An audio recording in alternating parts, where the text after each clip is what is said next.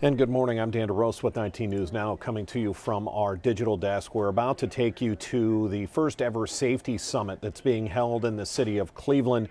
We have been reporting for years that not only does Cleveland have a crime problem, it has a crime fighting problem. They are short about 300 officers on their rolls, and so this is going to be a safety summit with the city of Cleveland. As you can see, Mayor Justin Bibb, also at the table, the police chief, Wayne Drummond. You also have representatives from the unions, the Fraternal Order of Police, the FOP, and the Cleveland Police Patrolmen's Association, CPPA. There is Jeff Vollmer right there. He is the president of the CPPA. The issue here is, how does the city get over this hump? They have a problem recruiting, they have a problem hiring, and they have a problem retaining officers. Looks like Justin Bibb has just begun to speak, so let's take you live to City Hall. Meeting with our leaders from the CPPA and FOP.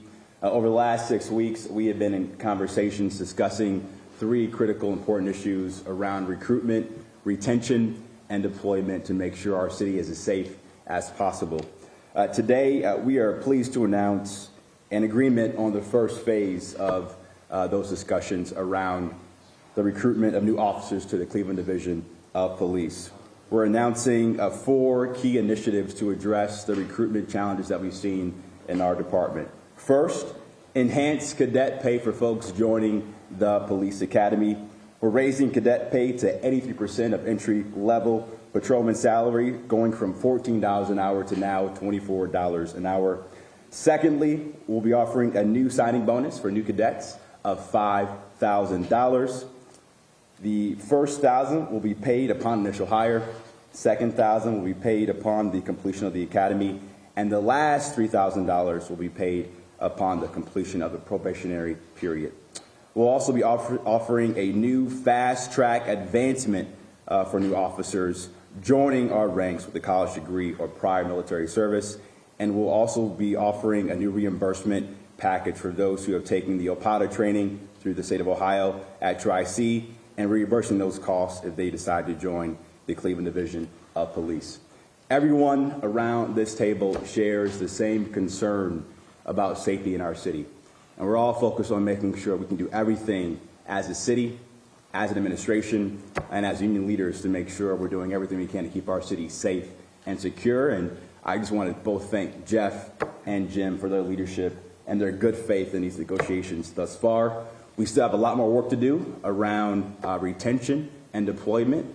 Those conversations will be ongoing over the next couple of weeks ahead. But today is a positive milestone for the city and shows positive progress to addressing our recruitment challenges inside the Cleveland Division of Police. And I'll let Jeff and Jim say a few words. Jeff? Just, thank you to the mayor, the city council, and this team for getting us where we're at.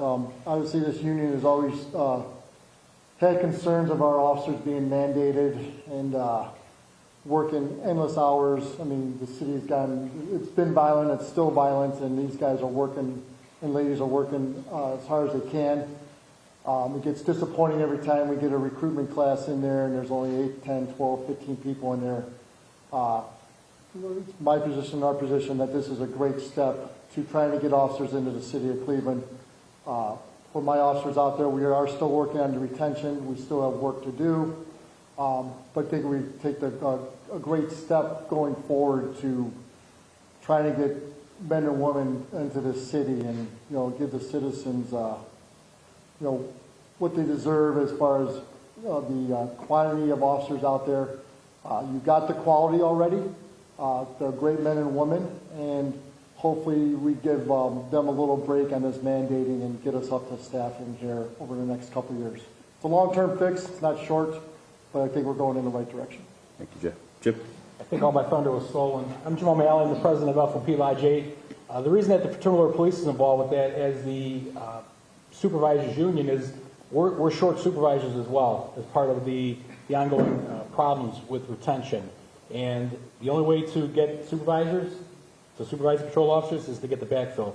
So although today's announcement has to do more with the recruitment of officers, we have to recruit in order to backfill the patrol officers, to promote the supervisors to get us to the levels that we're at.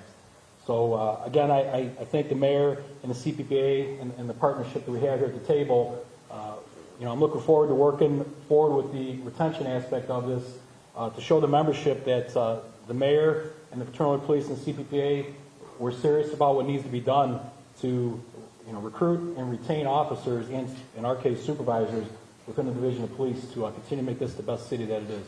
Thank you. So with this agreement, we'll continue having conversations about additional investments we can make to support the men and women of our police department. This is all a part of our RISE initiative, raising investment in safety for everyone. And hopefully today's announcement shows material progress around recruitment of new officers. We have a lot more work to do. That'll be the latter part of our conversation this morning and this afternoon. But you have my commitment and the commitment of our union leaders around this table to make sure we can see material progress for the residents of Cleveland. We'll have a few moments for questions. When will the bonus go into effect? You have some of those recruits that have left already. Can you say, hey, we have a bonus? So after the press leaves, we'll be signing the MOU, and hopefully as soon as the agreement's signed, we'll have the new bonus in effect immediately. So the ones that left, was there really a chance they could come back if they want that bonus, or no, is it too late? That's all a part of the open to discussion. Okay. Yep.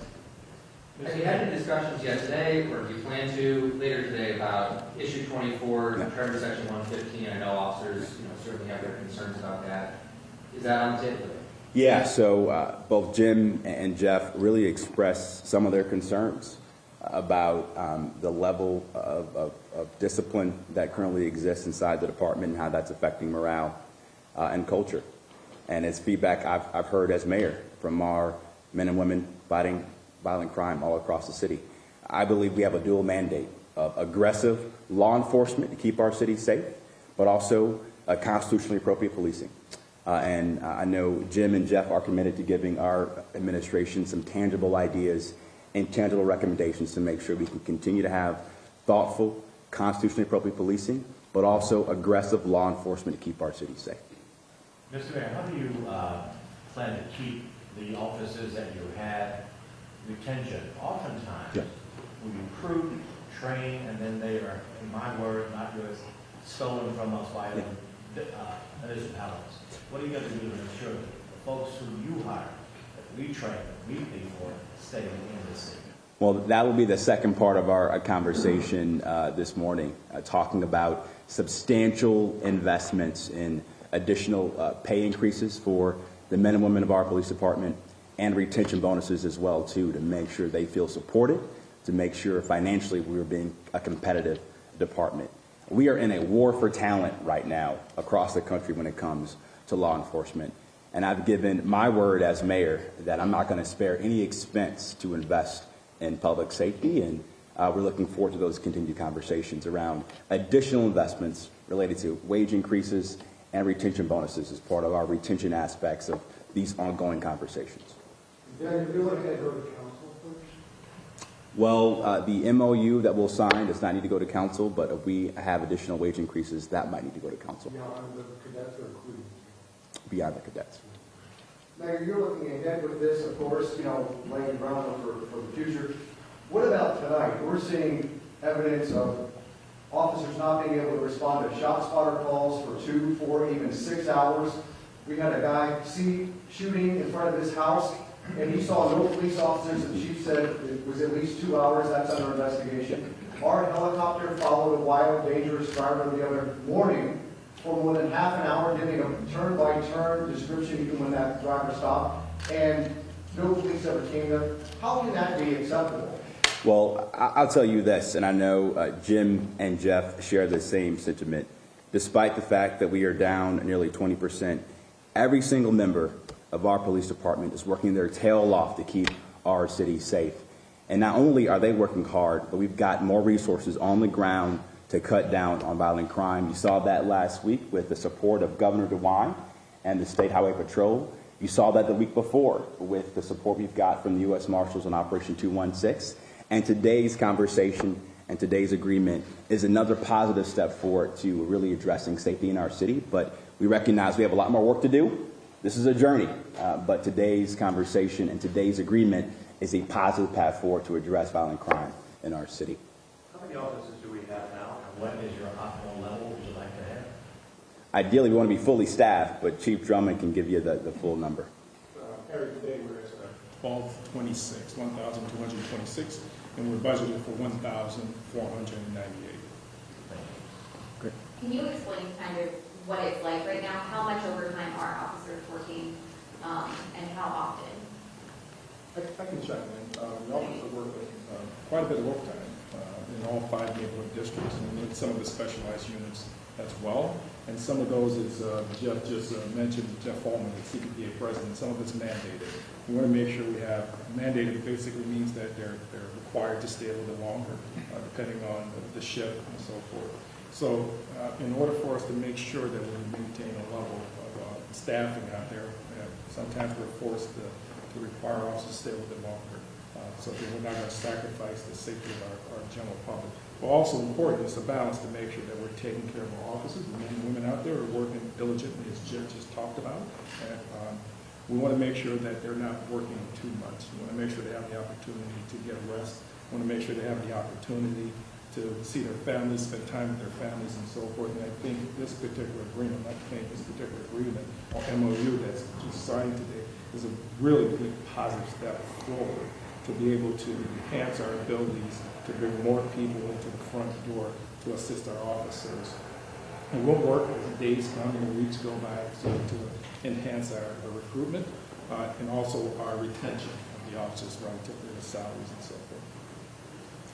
Any other questions? Mr. Mayor, Yeah. $24 an hour, how far post-academy does that extend? And can you give any specifics on the collegiate and military incentives? Ahmed, you want to discuss that for us?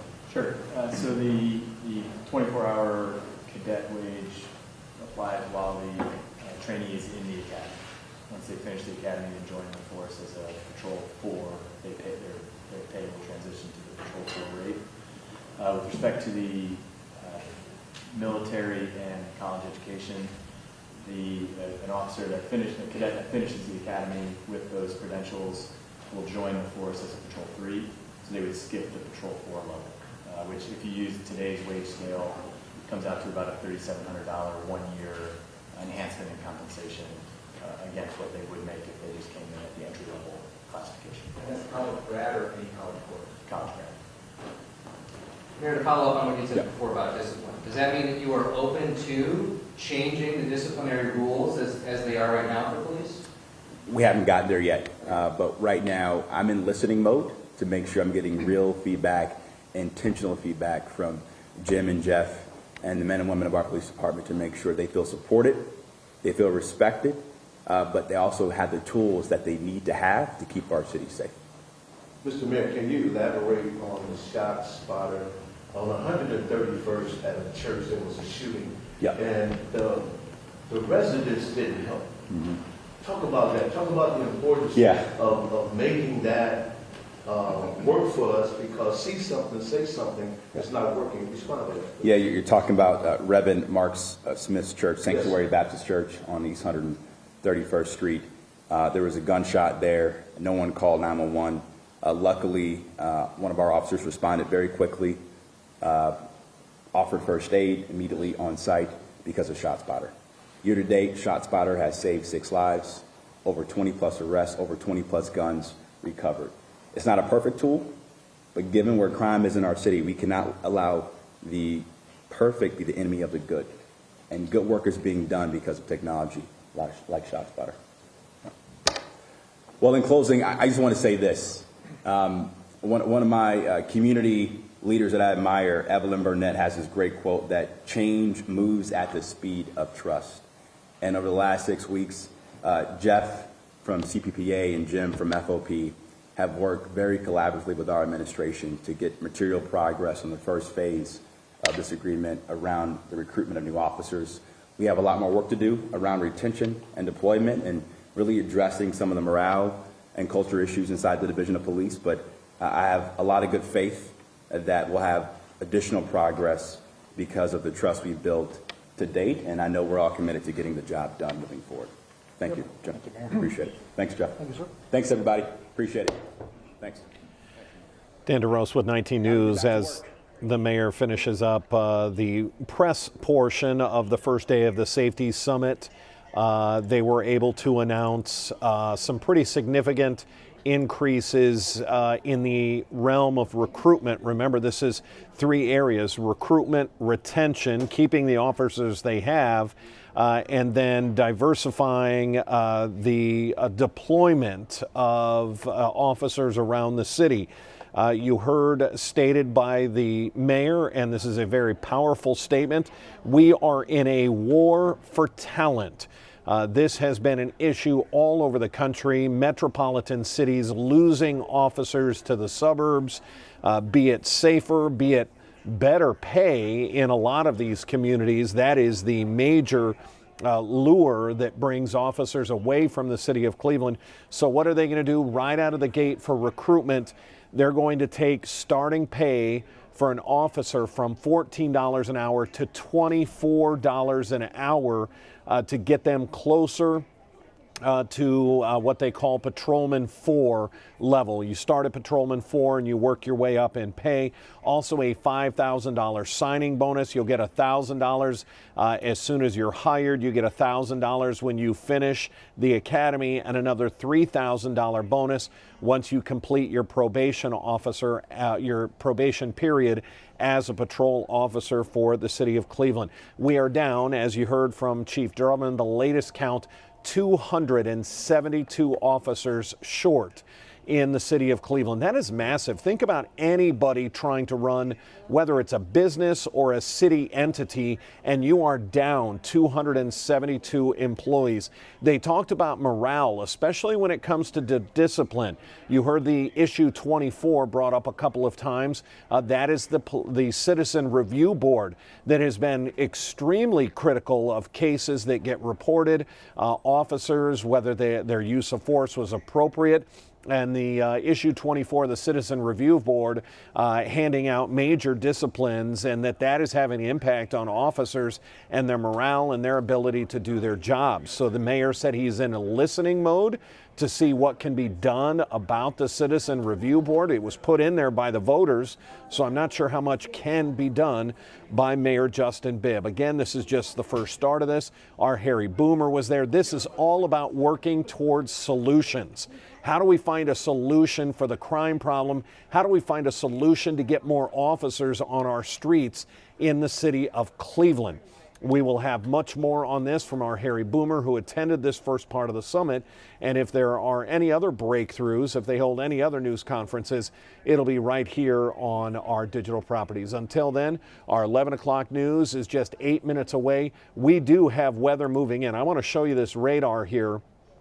This is not even though we are in a first alert weather day, this is not the severe stuff. This is the first part of what is going to be multiple waves of storms. Our severe storms aren't expected until after sundown, until after we go to bed. But as you can see, we've already got some weather moving into the area. So make sure you tune in to our 11 o'clock, our noon, and then especially our 3.5 hours of news at 3 o'clock on Channel 19. Until then, I'm Dan DeRosa with 19 News Now. Have a good afternoon. 19 News is everywhere. Download our CTV apps and follow us on social media at Cleveland 19 News.